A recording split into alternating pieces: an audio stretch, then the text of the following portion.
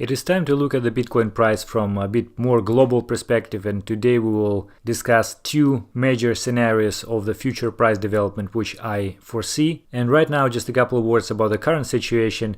If you remember, yesterday I was drawing this silly bull flag over here, and surprisingly the price bounced just from the level which we pointed out yesterday, something like 6,450 or 60 as we have here, and we have now a little of the correction. In fact, this level is very close to 100 weeks moving average, and together with the huge volume profile of trading around this area before, it was expected that it will be a little of a pullback, but it's not necessarily be a huge one. And in fact, right now I see a lot of the change in the sentiment in the market. Like when we were at 5,500 or something like this, everybody were expecting a huge pullback from 6,400 being a very strong resistance area. And although we didn't break it yet, considering the arguments from the classical standpoint, I would say that the pullback should be much stronger and we already should see the fall in the price, but we don't. So everything looks pretty bullish right now. Also, the price is above the trend line which we drew from the previous low. I think Jacob Canfield also mentioned this in his Twitter and TradingView account. So price right now is above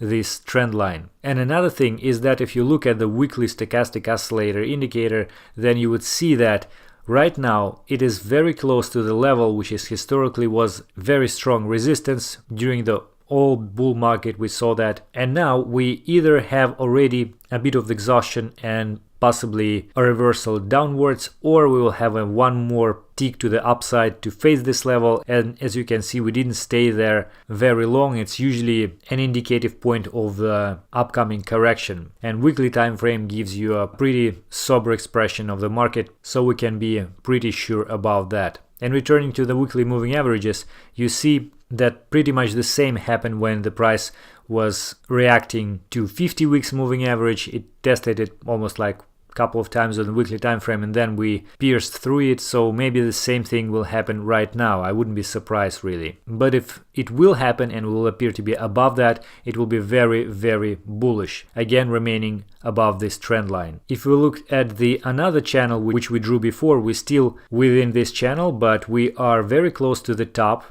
So technically the reaction with the top of this channel may be the zone of the pullback when we may see a little of the correction. So I would pay attention to this trend line as well. But from the general standpoint, like where we are going right now, and I would like to think about the situation from the standpoint of huge players, whales, market manipulators, whatever you call them, which have the dominance in terms of the Bitcoin which they have on their accounts, so they can move the price up or down in whatever fashion they want. So the general idea from them is that they want to buy low and sell high eventually, but they want for other people remain out of similar trades. So they need to move the market in the way that people will not be able to buy in the same levels, like buy low, and of course they don't want them to sell high. So far from like 3,000 plus level, they were implementing the technique without basically corrections areas, while a lot of the traders out there were expecting to see them similar to 2015 year, but it didn't happen. Instead, they basically dumped a lot of the altcoins holders, the most greedy ones who expected like enormous gains from the altcoins, but recently you saw the dominance of Bitcoin increase that much. So what I think they could do now is that there are like two major scenarios. First, I don't believe that we will go lower from that point or something like this. I don't think that this is reasonable just because it's very obvious. Too many people will short here. Too many people will sell and cover those open positions which they had from last year. Instead, will be the zone with a lot of liquidity where huge players could fill their longs and get a lot of volume. And moving the price higher, they actually could make a correction eventually, but this will be to the levels potentially much higher than current ones. So what are those two scenarios which I think are possible? First is that they will continue the same strategy for a while. For example, they will make this high to, let's say, 8,000 or something, and then make a very little correction on pretty much sideways, maybe actually testing this trend line, and then pretty much the same, like this, maybe like this, something like this. So reaching potentially a new all-time high, or at least repeating the previous high of 20k. And of course, like those numbers and time scale is very arbitrary, so don't quote me on that. It's just the guideline for our eyes.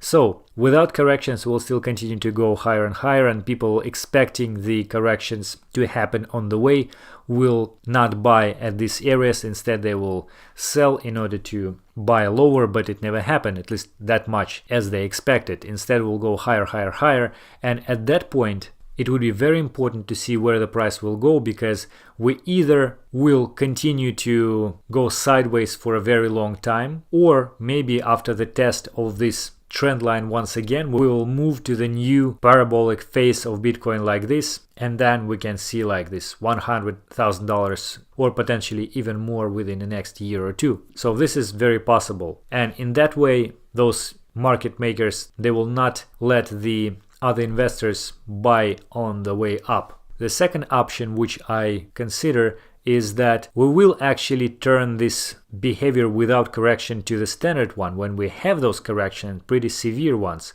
So we can go something like this and this, working with a very round levels like 10,000, 15,000, and then having actually severe corrections on the way.